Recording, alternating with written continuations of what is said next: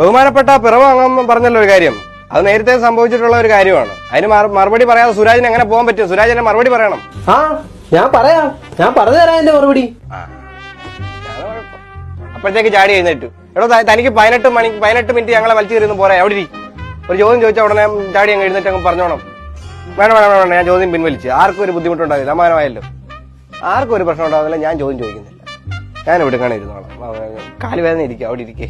ബഹുമാനപ്പെട്ട പ്രതിപക്ഷ നേതാവിന്റെ ആ ചോദ്യത്തിന് സുരാജ് മറുപടി പറയും.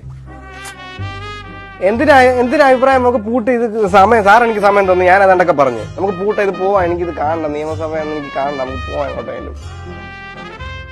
എടാ ബലറാമ വായും പൊളിച്ച് കിട്ടിയൊന്നും പോരാ നിനക്ക്. എടാ ഒന്ന് അടക്കി, നിയമസഭ അടക്കി. ഇനി 1 മാസത്തേക്ക് നിയമസഭ വേണ്ട. നമുക്ക് പോവാം, നമുക്ക് ഇവിടുന്ന് പോവാം, വീട്ടിൽ പോവാം എല്ലാവർക്കും.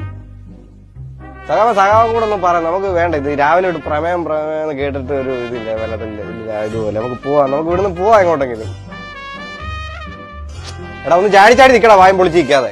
നിങ്ങൾ തന്നെയല്ലേ കുറച്ച് ദിവസമായി പ്രമേയം ഒന്നും പണ്ട് ഇവിടെ വഴക്കുണ്ടായിക്കൊണ്ടിരിക്കുന്നത്. അയ്യോ, അത് പ്രമേയം എന്ന് പറഞ്ഞല്ല, പ്രമേഹം